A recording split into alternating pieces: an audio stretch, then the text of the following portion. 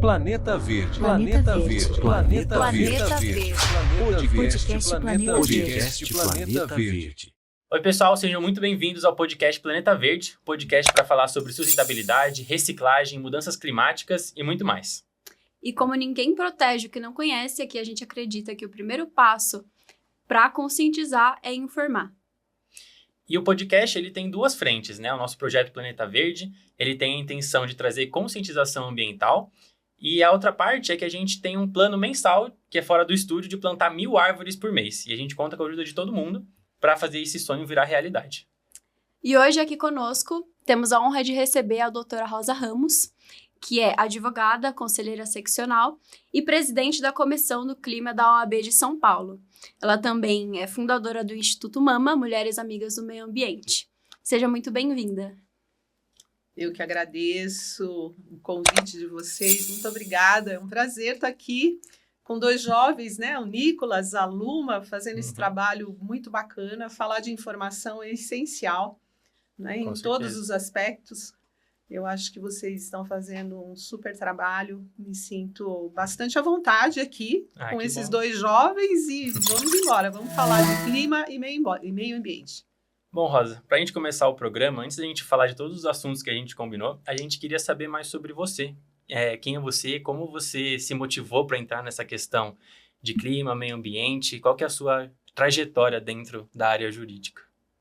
Muito bom. Bom, primeiro, eu acho que a gente precisa, antes de mais nada, colocar aqui cada chapéu no seu lugar, né? Eu estou aqui em nome, como a Luma me nominou, né? Eu estou aqui em nome da Comissão do Clima, da OAB São Paulo. Sim. Né? Sou conselheira seccional e já fui presidente da Comissão de Meio Ambiente também. Hoje nós estamos com essa comissão nova, uma comissão que foi criada esse ano, a Comissão do Clima é uma comissão bebezinha ainda, nasceu nessa gestão no começo do ano.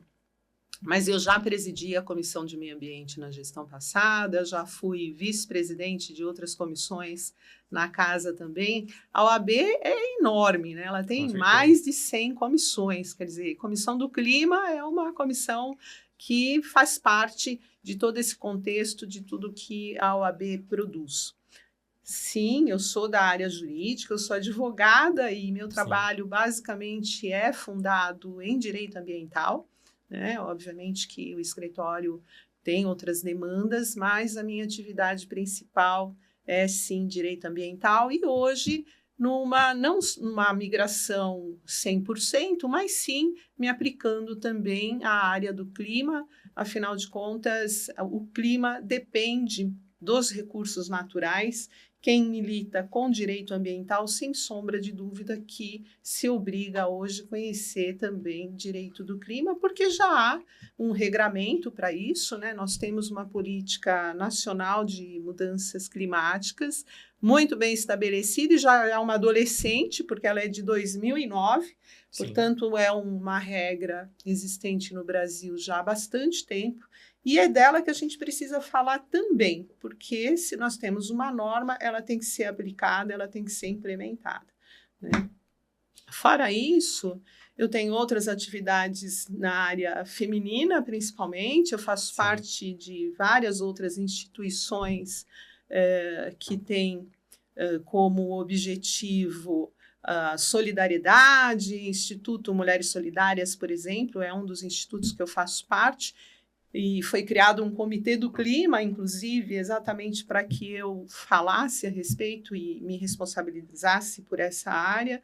A Associação Paulista de Prefeitas e Vice-Prefeitas do Estado de São Paulo também criou um comitê do clima para que eu também assumisse esse papel. Também tem um outro instituto, que é a Associação de Prefeitas e vice-prefeitas, acho que eu já falei, mas a Associação de Primeiras Damas também muito interessadas nesse papel da mulher no clima, né? A nossa presidente, a primeira-dama do estado de São Paulo, também tem desempenhado já um papel muito bacana com animais, né, mas também tem levado essa questão do clima. E o MAMA é um instituto recém-criado, mais por essa paixão pelo meio ambiente, mas também com o objetivo de agregar pessoas, mulheres, que tenham essa atividade, esse protagonismo na área ambiental, não só como preservação, agora, muito importante falar em adaptação, é um termo que eu acho que a gente vai precisar, cada um de nós, aprender do que se trata, e principalmente, mais do que aprender, saber como é que nós vamos trabalhar com essa questão, né? Que, sem sombra de dúvida, que o clima vai impactar a todos, então, coletivamente e individualmente. Então, acho que um apanhado geral aí das atividades mais recentes. E fazemos parte também da Comissão Nacional do Clima do Conselho Federal da OAB. Importante destacar isso, porque esse contexto todo que nós colocamos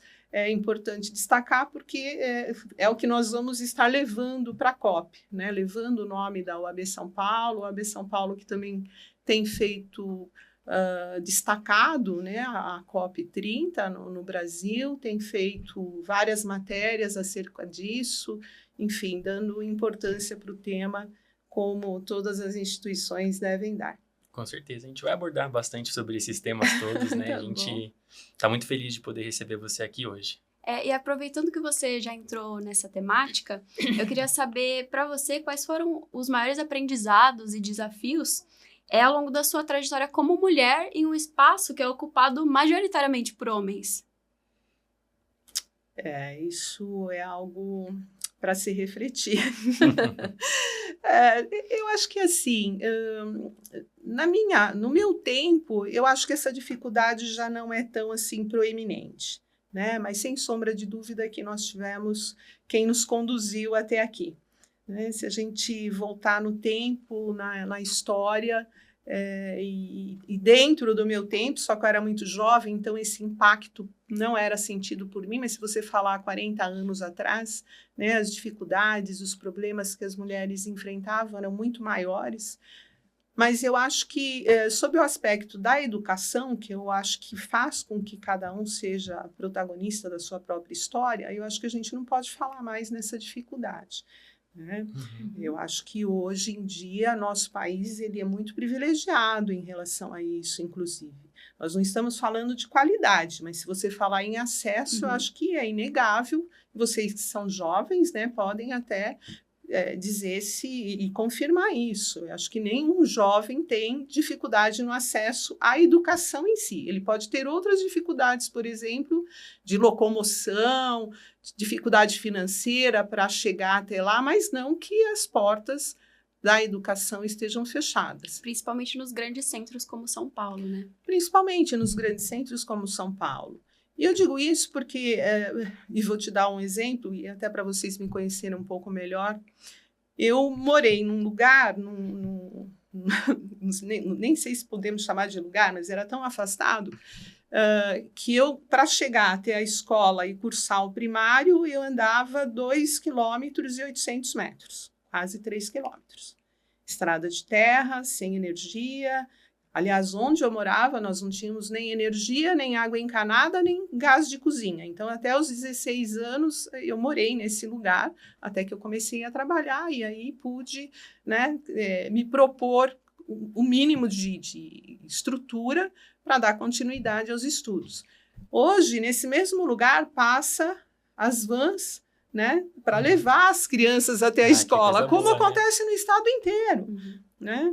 No estado inteiro, São Paulo, acontece isso. Quer dizer, nós não podemos falar em acesso à informação dificultada na base, né? Eu acho que todo mundo tem esse acesso. Então, para falar das dificuldades que eu tive, eu poderia dizer que eu tive, mas elas foram superadas rapidamente.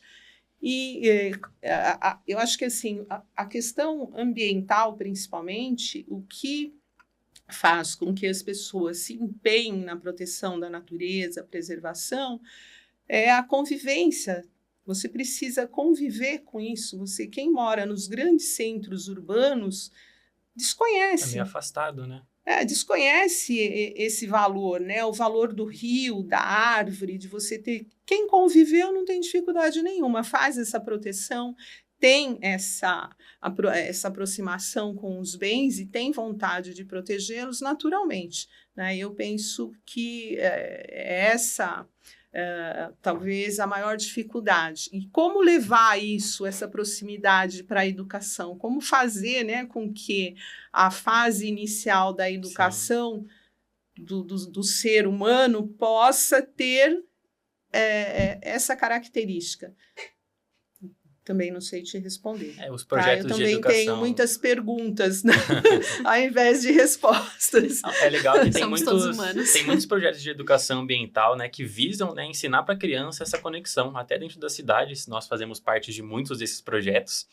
E é interessante, principalmente falando sobre educação ambiental, que isso, como você falou, para algumas pessoas é mais fácil porque teve essa convivência, mas dentro da cidade a gente está vendo que isso tem se expandido. E foi muito curioso, quando a gente estava fazendo nossas pesquisas, saber que a OAB tinha um espaço para falar de meio ambiente, mudanças climáticas. Eu não fazia ideia, e muitas pessoas também não sabem dessa informação. A gente queria saber qual que foi o ponto de virada para a OAB de São Paulo decidir criar essa comissão. O que foi que levou vocês a tomar essa decisão de criar uma comissão de clima? Super recente, né? Olha, e eu vou te dizer que não é tão recente assim. A Comissão de Meio Ambiente, por exemplo, tem mais de 2 décadas. Eu fiz parte da Comissão de Meio Ambiente lá, meados de 2000, 2002. Né? Eu fui para Rio+10 no âmbito da Comissão de Meio Ambiente da OAB São Paulo. E ela foi criada, ela primeiro nasceu dentro da Comissão de Direitos Humanos. E aí criaram lá um braço para falar de meio ambiente. E talvez ela tenha se empenhado bastante, porque quem foi assim o criador, o idealizador, é uma pessoa que tem tudo a ver com a questão ambiental no país, né? E principalmente com o artigo 225 da Constituição, que hoje é o vice-presidente da Comissão do Clima da OAB São Paulo, que é o deputado constituinte Fábio Feldman. Legal. Né? Você veja que lá atrás, além dele ter feito esse trabalho muito, assim, eu diria, não seria promissor, né? Mas transformador, de uma sensibilidade que talvez ele e mais aqueles outros deputados constituintes que construíram, né, o artigo 225 da Constituição e que está aí hoje, se não fosse talvez esse cerne, né, esse pilar tão importante para o país, nós talvez estivéssemos em dificuldades maiores em relação à parte ambiental. E foi ele um dos idealizadores da Comissão de Meio Ambiente na OAB, né? Ele é advogado também, obviamente. Sim. Né? E ele acabou criando, pouco tempo depois, esse braço dentro da Comissão de Direitos Humanos acabou virando uma comissão própria de meio ambiente que permanece até hoje. Coisa boa. Então, Rosa, você comentou para a gente sobre esse artigo 225, que o vice-presidente da Comissão do Clima, ele ajudou, né, na implementação dele. A gente queria saber o que é esse artigo, o que ele fala e por que ele é importante. Na verdade, é um capítulo inteiro na Constituição Federal de 88, né? Para quem nos ouve e quem ainda não passou por esse período de aprendizagem na escola, né? A nossa Constituição é de 88. Sim. E ela tem um capítulo específico para meio ambiente. E o artigo 225 é o artigo que delineia todas as questões ambientais do nosso país. Todas as normas ambientais, que são muitas, né? Imagina. Nosso país é um país muito criativo, inclusive, eu diria. Nós temos políticas nacionais de todas as espécies, política nacional do meio ambiente, que inclusive nasceu antes da Constituição Federal e desse capítulo sobre meio ambiente, mas temos política nacional de resíduos sólidos, política nacional de recursos hídricos, política nacional do saneamento básico, agora a política nacional de mudanças climáticas, como eu te mencionei agora há pouco. Mas o artigo 225 diz o seguinte, que todos têm direito ao meio ambiente ecologicamente equilibrado, né? Bem de uso comum do povo, necessário à saúde de todos, enfim, e que todos têm o dever de preservá-lo para as presentes e futuras gerações. Em síntese, esse é o nosso artigo 225, né, que todos devem conhecer, porque quando a gente fala em meio ambiente, a gente tem que essencialmente pensar isso, né? Vocês são jovens, mas vocês terão filhos, netos, bisnetos. Talvez os seus bisnetos não terão condições de conviver com a natureza como você está tendo hoje, se você não fizer a sua parte, né? Então, é um artigo muito sucinto, curto, mas que tem uma mensagem e uma obrigação muito grande para todos os brasileiros e brasileiras deste país. E a gente gostaria de saber, né, como é que a OAB de São Paulo, como é que é os desafios que ela enfrenta no dia a dia, quais são ações que são tomadas, qual que é o papel efetivo dessa comissão relacionada às mudanças climáticas, né? Primeiro a gente tem que lembrar sempre que a OAB São Paulo é uma instituição, uma entidade de classe, né? Portanto, que tem como objetivo a classe da advocacia, né? Só que ela tem munus, inclusive, da própria Constituição, munus público, né? E tem finalidades muito específicas, porque ela é fundada numa lei federal.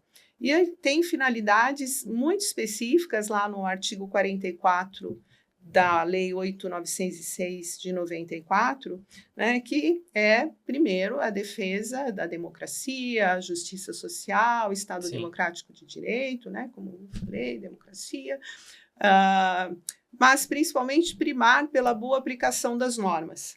Né? Essa é uma finalidade muito importante que tem uma relação muito direta com não só a minha comissão do clima, mas diversas outras comissões, né? Porque se a OAB tem como finalidade primar pela boa aplicação das leis, então são todas as leis. Ou seja, ela também deve funcionar, deve existir como alguém que fiscaliza a boa aplicação das normas. E se a gente, então, pensar nisso como fiscalizar as leis ambientais e agora as próprias leis do clima, isso leva para a Comissão do Clima essa responsabilidade. Sim. Então, obviamente que a gente tem um papel muito limitado, afinal de contas, o OAB e como várias outras instituições não tem poder de polícia, né? Quem tem poder de fiscalizar e buscar o judiciário, enfim, ajuizar as ações civis públicas, isso mais atinente ao Ministério Público, mas a OAB também pode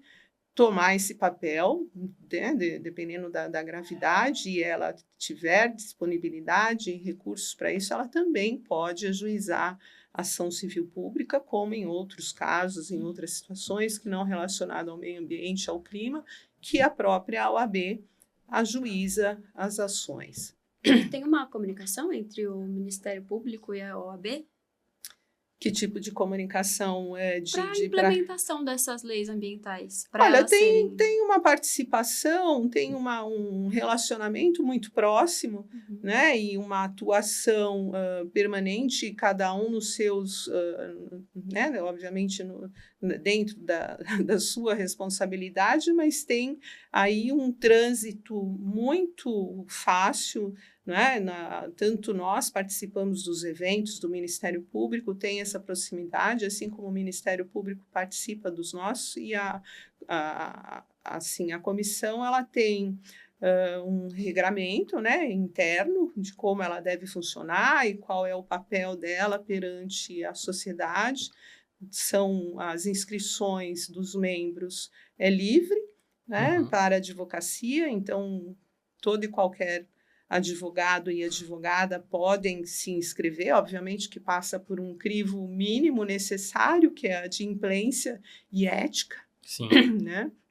Mas a gente também acolhe membros colaboradores. Então, nós temos lá vários membros que não são advogados, mas têm uma relação com a atividade. Né? Então, temos lá engenheiros, arquitetos, biólogos, né, que se interessam pela matéria e querem contribuir participando da comissão. Isso também é permitido e também é possível. Pô, muito bacana. E a Comissão do Clima, ela tem feito parcerias, tanto públicas quanto privadas, para o projeto Plantio, né? E qual que é, efetivamente, o impacto desse plantio para a agenda climática? Olha, não só em relação ao plantio. Nós temos outros projetos, e, aliás, que não partiu da Comissão do Clima, mas é um projeto institucional, que é, por exemplo, as usinas fotovoltaicas de produção de energia, um projeto que iniciou o ano passado, e a OAB pretende ser autossuficiente em energia. Que legal! Bom, energia limpa, né? Diga-se de passagem. Energia limpa, sem dúvida. E, bom, então, veja só, a OAB São Paulo, quase 500 mil inscritos, é um número expressivo, né, de advogados, mais de 200 subseções pelo estado de São Paulo, né, fora as sedes regionais, quer dizer, e cada fórum, isso para dizer de uma forma mais fácil para quem está nos ouvindo entender, cada fórum, não sei se quem já foi num fórum percebeu, mas tem uma sala da advocacia lá, tudo isso é a estrutura da OAB São Paulo. Então, o fórum trabalhista, o estadual, o fórum federal, quando você entrar, você pode perguntar onde é a sala da OAB. Então, é uma sala que serve à advocacia. Então, ele vai lá, ele pode consultar os computadores, pode usar o telefone. Antigamente, podia tirar fotocópia, né? Hoje em dia não se fala mais nisso. Hoje em dia é algo do passado, mas, enfim, é uma sala de apoio e tudo isso gasta energia. Estou dizendo isso porque tudo isso gasta energia e todos esses lugares têm equipamentos eletroeletrônicos que eu vou falar daqui a pouco também. Então, toda essa energia consumida pela OAB, a gente pretende que ela seja autossuficiente em energia limpa, energia fotovoltaica. Até o final dessa gestão, pretende-se instalar 20 usinas fotovoltaicas, já foram inauguradas algumas, e só não foram inauguradas mais ainda porque nós dependemos da concessionária de energia. Não sei se vocês sabem como funciona. Então, se puder explicar para a gente agradece. Eu construo aqui a minha usina fotovoltaica, começo a produzir energia. Só que eu preciso mandar essa energia para um centro de recolhimento dessa energia, que são as concessionárias. Para depois redistribuir, né? Exatamente. Então, é isso que nós estamos esperando para algumas serem inauguradas aí nesses próximos meses. Esperamos, até o final, tornar a instituição autossuficiente. E a gente fala isso com muito orgulho, porque além, né, de fazer uma transição energética que hoje é altamente necessária, é algo que todos devemos pensar, até porque nós estamos até num momento muito importante para falar sobre isso. Com certeza. Eu moro numa região de mananciais, uma região de bacia, que é a Bacia Billings. E vocês não têm ideia de como está a situação da Bacia Billings. Os últimos meses, uma falta de água tremenda. Essa semana, graças a Deus, choveu. Não reclamem, né? Tiveram enchentes em alguns lugares, mas é melhor do que não ter água para beber. Que abastece a cidade toda, a Billings, né? Exatamente. Então, não só a Billings, mas a Guarapiranga também está numa situação muito precária e nós corremos um grande risco de ficar sem água, né? Então, quando a gente fala em produção de energia e a nossa fonte de energia é muito hidrelétrica, a gente tem que pensar que se nós tivermos energia fotovoltaica, isso trará um equilíbrio, né, de consumo de energia mais limpa ainda. Agora quando a gente fala sobre mudanças climáticas e impactos no geral, não dá para fugir do tema COP, né? A gente é uma comissão para falar sobre as mudanças climáticas. E a gente queria saber por que é importante essa COP no Brasil, justamente voltado à questão do clima, que a gente está vendo os impactos acontecerem no Brasil como um todo. A gente queria saber de você qual que é a importância desse tema, principalmente no presente do nosso país, no momento. Se puder explicar um pouquinho também sobre o que é a COP, por que ela foi criada, quais são os objetivos. Sim. COP 30, né? E o 30 tem um significado, é a 30ª COP, por isso COP 30, que decorreu da reunião em 92, no Brasil, no Rio de Janeiro. Por isso que essa é importantíssima, né? Por isso que a gente tem que saber sobre isso e, aliás, eu acho que todo brasileiro tem que ter bastante orgulho disso estar acontecendo aqui. Mas não é só por isso, porque começou aqui e porque é a 30ª e tem outros fatores importantes também, mas eu acho que porque o Brasil tem sido visto pelo mundo como o pulmão do mundo, né? O único país que, de fato, tem condições, sim, de reduzir as emissões e de ainda ser um crédito para os outros, ser um banco, né, de crédito, de recursos naturais para o resto do mundo. E isso ele é muito relevante porque, além de ser a COP 30, ela também é muito importante porque farão 5 anos da última convenção, onde foram determinadas as NDCs, que são as metas. Sim. E de 5 em 5 anos, essas metas elas são revisadas. Então, a COP 30 também tem esse significado importante, que será o momento onde essas metas serão revisadas e está sendo no Brasil.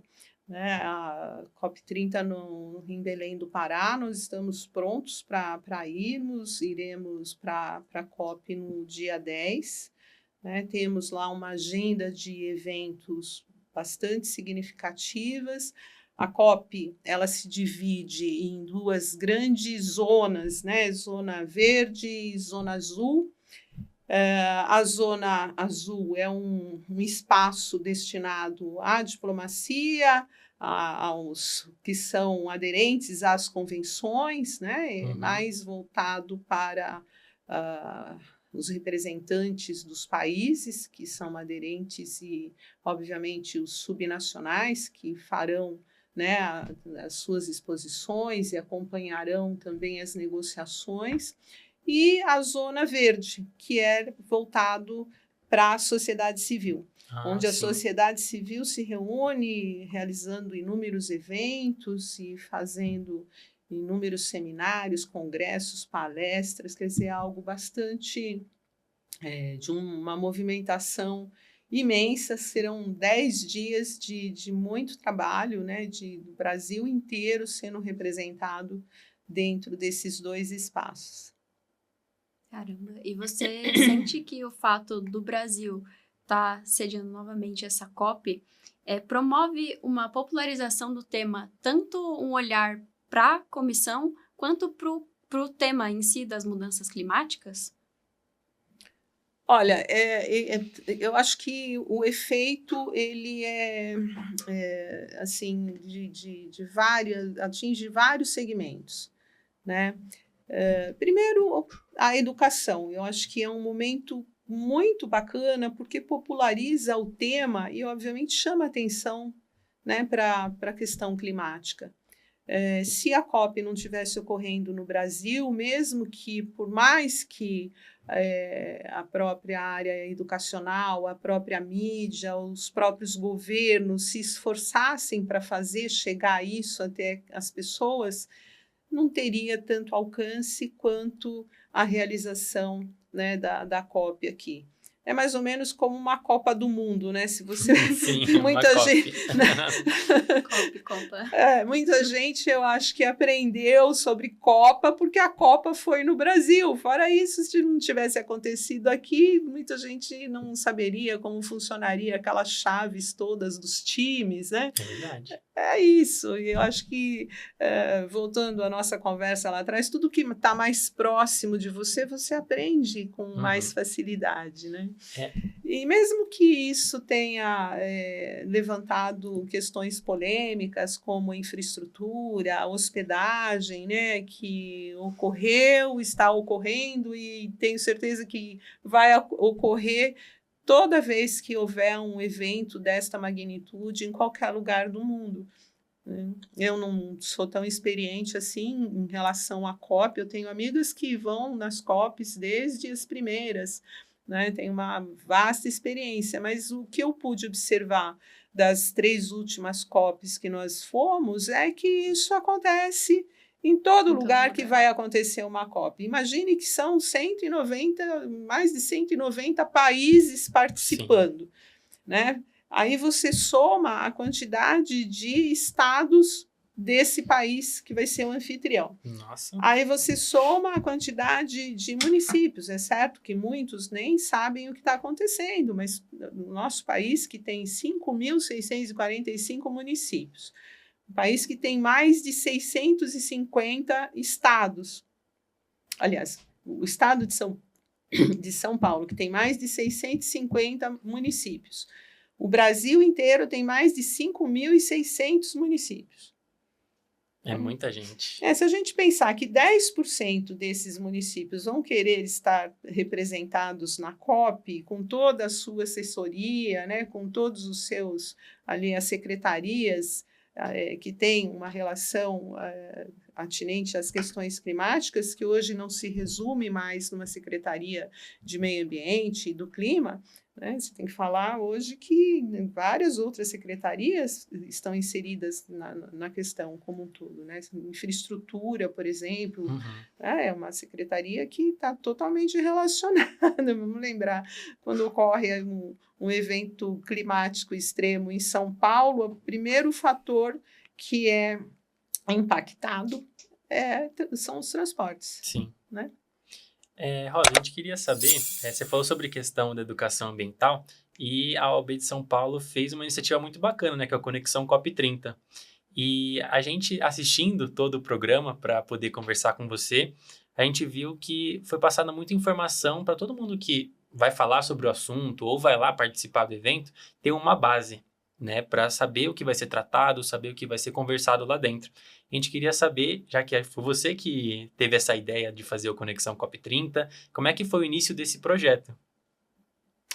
Olha,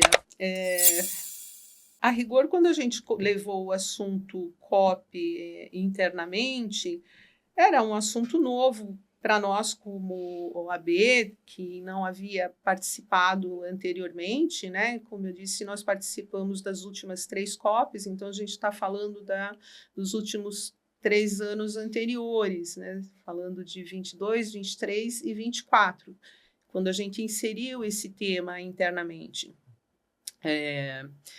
Levar isso, principalmente para nós, falar para dentro, falar para a nossa casa e, portanto, falar para a advocacia já era de suma importância, né? E externar isso para toda a sociedade, porque isso vai para uma mídia que é comum para todas as pessoas que se interessam e queiram assistir, isso era mais importante ainda.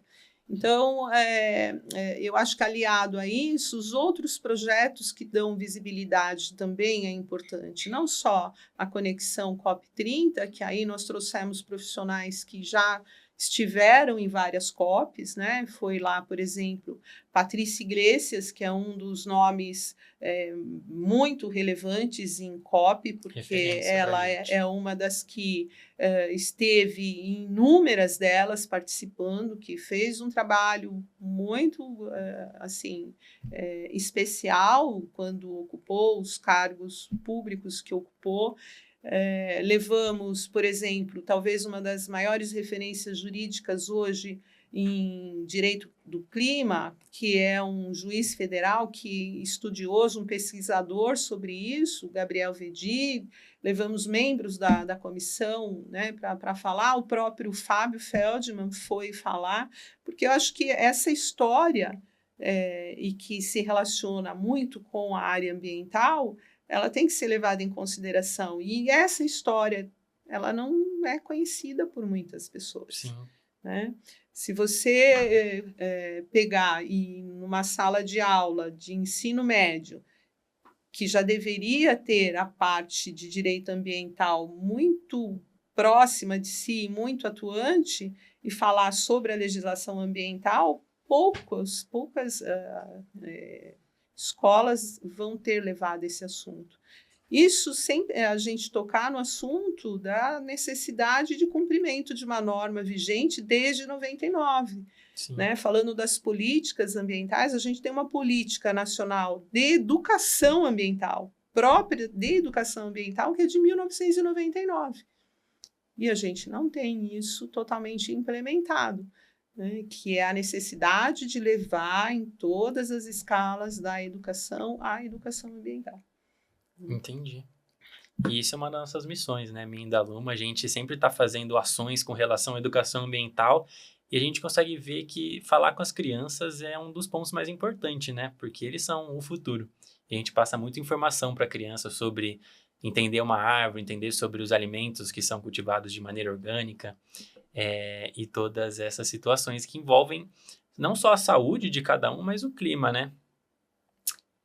Rosa, a gente falou muito sobre preservação, sobre infraestrutura, educação, mas para a gente estar falando assim todos a mesma língua, quem são as pessoas mais afetadas pelas mudanças climáticas? As comunidades mais vulneráveis. Elas são as que serão mais impactadas, aquelas que terão maiores dificuldades de adaptação. Né? Veja só, se você me perguntar quais são os riscos para estas comunidades mais vulneráveis em relação aos impactos das mudanças climáticas. Então, você já começa dizendo que existem riscos. Mudanças climáticas é mais um. Né? Porque quem reside nessas comunidades mais vulneráveis, eles têm falta de acesso à infraestrutura necessária já imediata. Né? Então, por óbvio, elas serão as mais impactadas e aquelas que merecem uma atenção especial. E eu acho que aproveitar, inclusive, esse programa para chamar a atenção do poder público, porque eu acho que é por lá que deve começar a adaptação, porque é lá que terão os maiores impactos das mudanças climáticas. E como você acha que a gente consegue garantir a participação social dessas pessoas que são as diretamente afetadas por esses problemas? Pela educação. Se a gente... Educação e informação, eu acho que as duas coisas elas não se separam. Né? Garantir que essas pessoas tenham a sensibilidade do risco que elas correm. A gente, quando fala em educação ambiental, a gente fala muito de conscientização. Conscientizar é diferente de sensibilizar. A pessoa ela tem consciência, mas ela não está sensível àquilo, porque talvez não tenha ocorrido a primeira vez. Né? Isso acho que a gente pode até relacionar com a educação dos filhos, né, de crianças. Né? A criança, se ela não caiu um tombo ainda, não ralou o joelho, ela vai continuar correndo, né? Não vai olhar com atenção, o chão escorregadio. E eu acho que é isso, eu acho que a gente, e nem por isso você não vai deixar de educar, você continua educando, você tem que repetir. E aí eu acho que o trabalho da comunicação também é essencial nisso, né? Porque a repetição das questões ambientais, elas têm que ser no dia a dia, diuturnamente, na verdade, eu diria. E às vezes muitas ações que as pessoas fazem, acredito que não tem impacto tão grande, né? Tipo, jogar um papel de bala no chão, parece uma ação muito pequena, mas que se todo mundo jogar um papel de bala no chão, o impacto que isso vai causar, né? Então, eu acho que assim, a nossa educação, ela peca exatamente na falta da não repetição, de não dizer o óbvio. O óbvio, ele tem que ser dito, né? E talvez os orientais tenham maior privilégio na educação do que nós, porque eles têm como costume isso, né? A repetição e repetir o óbvio. Se eu não me engano, o Japão, né? Eles tiraram as provas e dão essa educação cidadã para as crianças.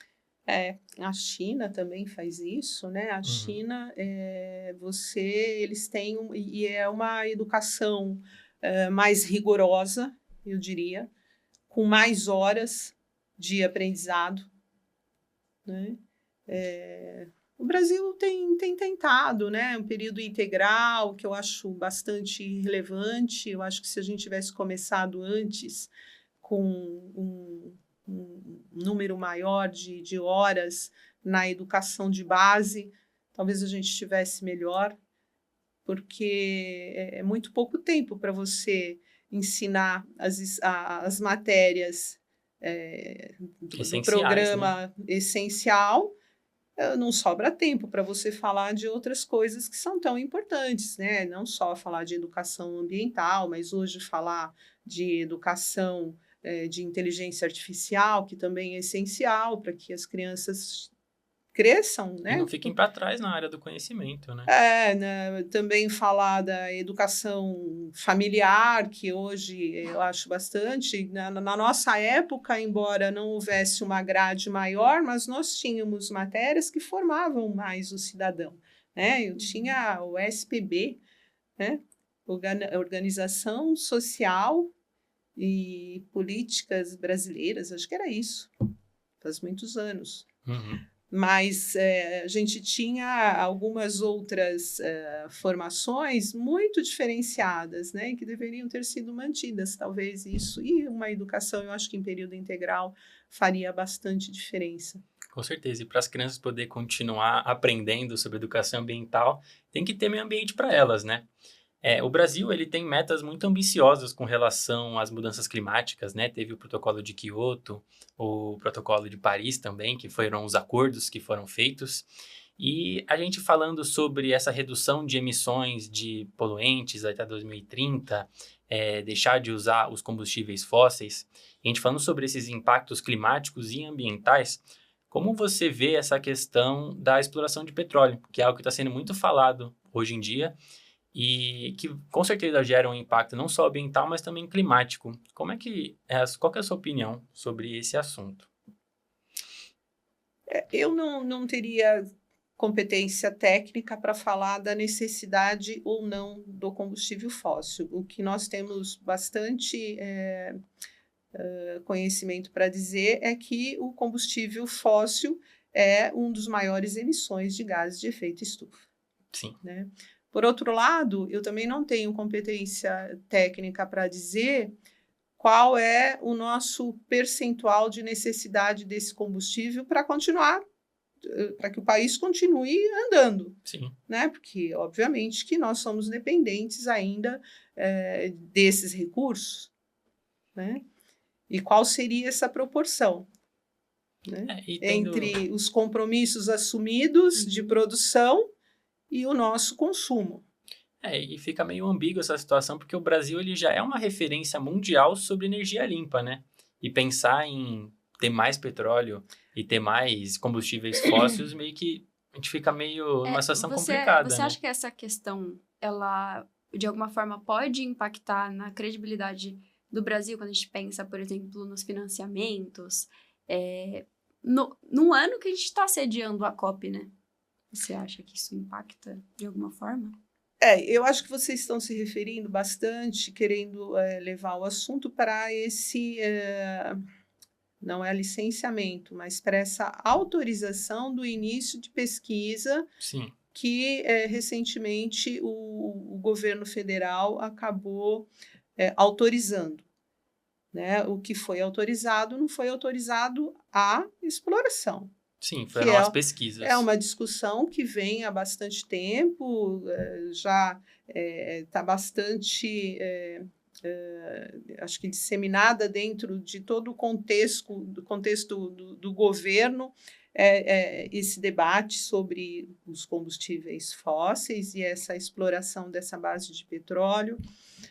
E o que foi autorizado foi a pesquisa. Isso é bastante importante a gente deixar registrado, a gente não pode confundir isso, e eu não posso também deixar de esclarecer sobre isso, porque a OAB tem assento no Conselho Estadual de Meio Ambiente, então nós participamos efetivamente já há bastante tempo desse conselho, onde também são emitidas as licenças mais importantes do estado de São Paulo, passam pelo Conselho Estadual de Meio Ambiente. Sim. Então, a gente conhece como funciona esse sistema de licenciamento no âmbito estadual, que é igual como funciona no âmbito federal. Né? Quando você emite uma licença prévia, você não está autorizando o empreendimento. Bom, quando a gente fala de mudanças climáticas, não dá para sair do assunto do mercado de carbono. Atualmente ele é voluntário no Brasil, né? E o que falta para ter uma regulamentação efetiva em cima do mercado de carbono?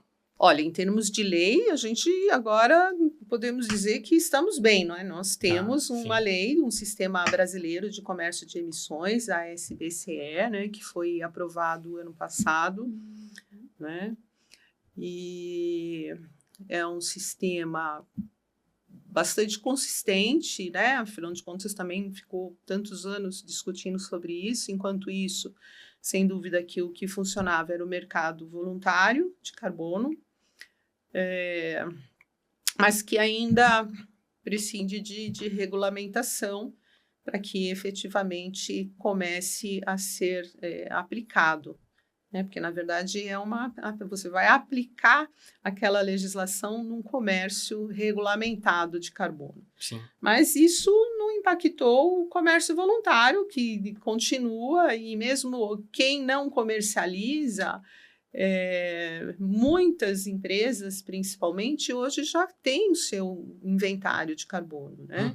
Muitas empresas já fazem isso de maneira voluntária, mesmo sem pensar na necessidade necessariamente para comercializar, mas sim para já estar preparado quando regulamentado, ele possa já saber quanto ele terá. Isso é muito importante também dizer, né? O empresário hoje que tem a condição de realizar esse inventário no âmbito da sua atividade e se preparar para o futuro, para saber quanto ele emite, se ele tem que compensar ou se ele vai ter créditos a vender, isso é muito bacana. Com certeza. É uma preocupação importante para o nosso país como um todo, né? A gente tem muito território que é explorado, a questão das árvores, né? E esse mercado de carbono, ele dá uma fortificada nesse assunto, né? As empresas grandes que já têm um ISD dentro da sua governança funcionando, naturalmente ele fará um inventário de carbono, e independentemente até como responsabilidade não só social, ambiental, né, para ter esse número dentro lá da sua contabilidade, do seu balancete, demonstrando, né, a sua visibilidade ambiental verde, né? Sim, com certeza. Rosa, qual o papel dos territórios indígenas frente à crise climática? Eles podem ser considerados medidas de mitigação, visto que a maioria das áreas preservadas são territórios indígenas? Isso se forem devidamente demarcadas, né? Porque um dos requisitos para compensação de carbono, para créditos de carbono, melhor dizendo, que haja titularidade. E um dos problemas que essas comunidades indígenas têm é exatamente a falta do título, porque a área não está demarcada. Sim. E nós tivemos recentemente, nós fizemos no âmbito da comissão um evento para falar da demarcação das terras indígenas do Jaraguá. Que É uma comunidade indígena muito tradicional de São Paulo, já de longa data, mas tinha um problema de sobreposição com o Parque do Jaraguá. Isso virou uma ação judicial que tramitou durante muito tempo, mas finalmente agora é regularizada perante a titularidade dela, né, das terras, e que isso sirva de exemplo, né, para o resto do estado e para o resto do país, porque é possível, e principalmente quando você tem exatamente aquela interlocução que você perguntou no início, se nós tínhamos com o Ministério Público e com o próprio Judiciário. Falando das comissões, né, que são mais de 100 comissões, nós temos também outras comissões internamente preocupadas com isso, mas, sobretudo, nós temos uma conselheira que é mediadora do Tribunal Regional Federal e ela acompanhou isso muito de perto, a doutora Célia Zapparoli, fez um trabalho fantástico e continua fazendo em outras questões de outras comunidades como essa. É muito legal. Agora, nessa questão que a gente estava falando sobre transição energética, é possível que nessa COP a gente tenha um novo pacto? Já que a gente vai revisar todos os acordos e muitos já são, que você falou que são de 5 em 5 anos, a gente pode esperar que tenha um novo pacto e que isso tenha uma influência direcionada ao Brasil? Você está se referindo à redução dos impactos da poluição do meio ambiente, dos impactos climáticos. Olha, eu acho que mexer na convenção existente é impossível, só se forem para aumentar as responsabilidades, porque, na verdade, o que está acontecendo, e falando de Amazônia, que ela está chegando ao ponto de não retorno. Alguns cientistas já dizem que ela atingiu esse ponto de não retorno, né? Então, eu vejo que não há a menor possibilidade que isso aconteça. A rigor, eu acho que essa COP, o que vários cientistas e pesquisadores têm falado é que essa COP deve ser a COP da implementação. Né? Porque, primeiro, porque também já há essa constatação, né, dos cientistas de que nós precisamos cumprir imediatamente o que está acordado, sob pena da gente sucumbir. Né? Então, não vejo a menor possibilidade de mudar os acordos, a convenção existente. Você falou da Amazônia, que leva a gente ao arco do desmatamento, né? O desmatamento ilegal, ele ainda é o maior desafio ambiental do país? Sim, porque o desmatamento, ele colabora para o aumento da temperatura. Se você desmata, você está tirando essa proteção, né, para não aumentar a temperatura. Se você aumenta a temperatura e aumenta dos níveis que nós estamos, você tem outros riscos, como, por exemplo, o descongelamento das geleiras. O descongelamento das geleiras, segundo os cientistas, quando você descongela as geleiras, além de você liberar carbono, você libera metano, que tem um potencial muito maior de efeito estufa. Então, essa é uma questão que, sim, o desmatamento ele tem relação direta com o aquecimento global. Bom, e às vezes a discussão de mudanças climáticas, ela fica restrita a especialistas, né? Então, como tornar essa conversa mais acessível para a população como um todo? Principalmente para os jovens, né? Que são os que vão ser mais impactados para as gerações futuras. Esse é um ponto que nós precisamos agir, né? Todos que temos condições de fazer isso. Nós, como instituição, como a OAB, vocês, como comunicadores, outras instituições de classe devem se preocupar com isso, né? Tem várias já fazendo um trabalho excepcional, mas, sobretudo, cobrar o poder público, porque o poder público que tem potencial de chegar nas classes que nós estamos nos referindo, que é da educação. Né? A educação de base deve receber essa informação desde a sua formação básica. E se nós não fizermos isso, e de forma muito consistente e potente, quando essa criança, né, da formação básica chegar à formação adulta, ele não vai ter essa sensibilidade. Né? Não há uma outra forma, no meu ponto de vista, de fazer com que as pessoas adultas se interessem tanto quanto as crianças. Então, a educação de base, eu acho que é o ponto crucial para tudo isso. E qual você acha que são as ações que o Brasil pode e deve tomar por ser protagonista dessa COP30, falando sobre mudanças climáticas? O que o Brasil poderia fazer justamente para ser, mais do que já é, uma referência na mudança do clima?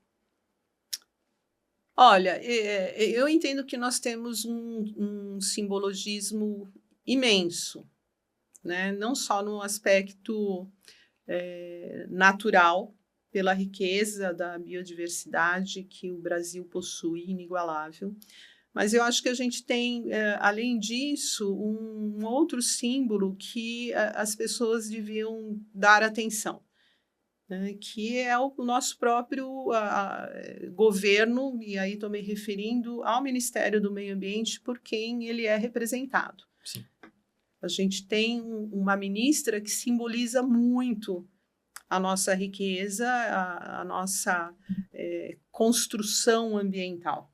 Sim. E eu acho que isso deve ser muito valorizado. Se as pessoas se aterem a isso e conhecerem um pouco mais da história e separar isso da política, e eu acho que a gente pode falar isso abertamente, independentemente do fórum que a gente frequente, talvez as pessoas tivessem uma consciência maior. A gente não pode confundir a governança de determinados meios com política. Nós temos governantes muito sérios dentro do nosso sistema, né? E eu não preciso dar nomes para isso, porque quando a gente se refere, todo mundo vai lembrar, vai saber de quem eu estou falando. Sim. Nem preciso dar nomes para isso. Por quê? Porque tem um histórico. E a gente, relacionado a números não mentem, né? Quando você quer contar uma verdade, se você puder começar com números, é o ideal. Porque com certeza. Nunca você vai ter 2 mais 2 igual a 5, né? Então, eu acho que isso, as pessoas tinham que se conscientizar mais e verem nos seus governantes, nos bons, obviamente, né? Porque em todos os lugares você terá pessoas de todas as formas de agir. Né? Uns vão agir tecnicamente, outros vão agir só politicamente, mas, enfim, tudo isso também é necessário e tudo isso faz parte da boa governança.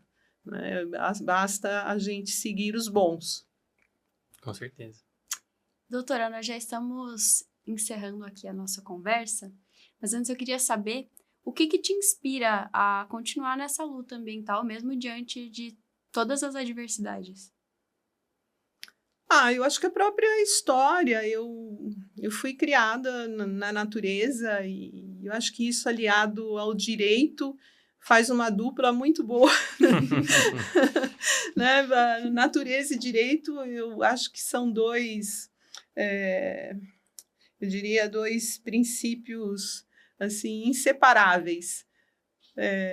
direito, né, um conjunto de normas que entrega a justiça, né, para as pessoas. Isso, você entregar a natureza para as pessoas, eu acho que você também está entregando justiça, porque ninguém pode viver sem a natureza, sem os recursos naturais. Ninguém vive sem água, ninguém vive com mais frio ou mais calor, né?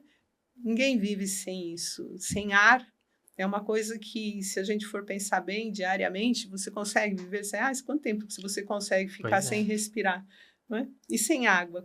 Quantas horas você consegue ficar sem água? Então, são recursos assim indissociáveis do ser humano. Talvez seja isso. E porque eu tenho 2 filhas também, tenho a Ana Clara e a Maria Rosa. Ah, que legal. Né? Pensar nelas é pensar nos meus netos, nos meus bisnetos.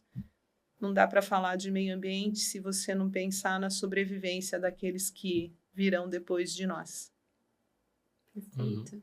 E que mensagem a senhora deixaria para todos aqueles que querem contribuir com essa construção de um futuro mais sustentável? Pôr a mão na massa. A gente precisa pôr a mão na massa. Né? O planeta está ardendo e a gente precisa fazer alguma coisa. E cabe só a nós. É isso que precisamos pensar e agir. É uma questão de dever.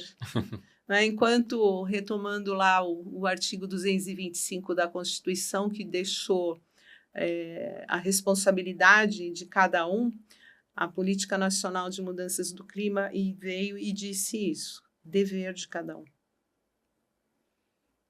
Bom, maravilha. Dever de ação. Maravilha, Rosa, muito obrigado mesmo.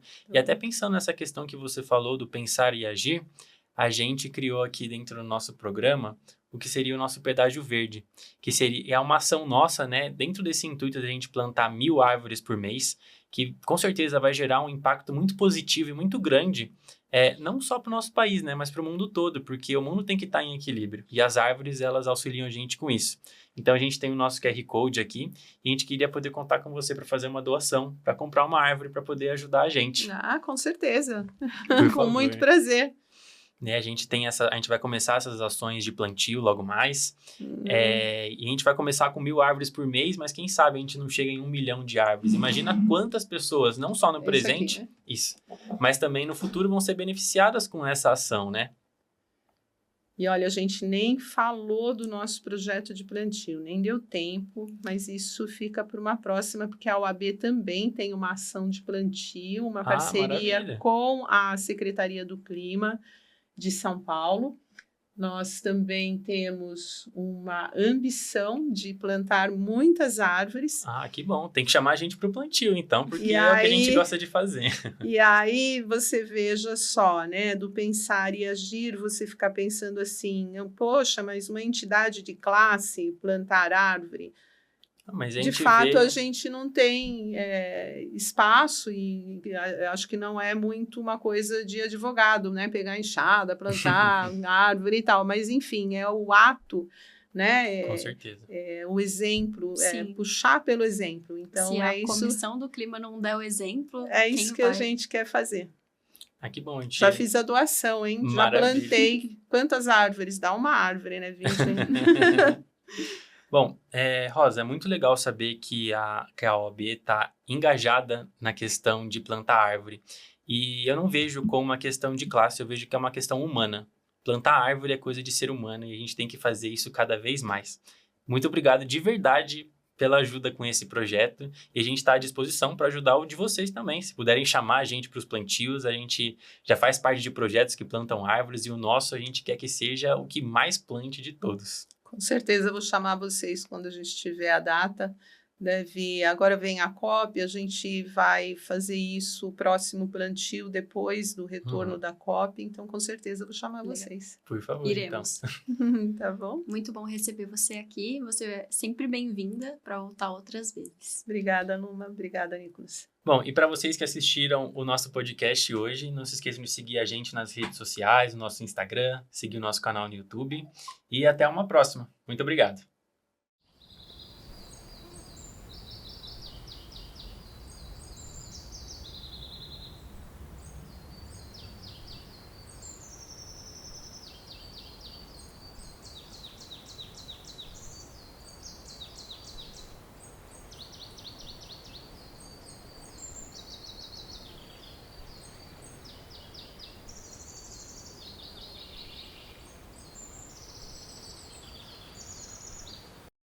Planeta Verde. Planeta Verde. Planeta Verde. Planeta Verde. Planeta Verde. Podcast Planeta Planeta Verde. Verde. Planeta Verde.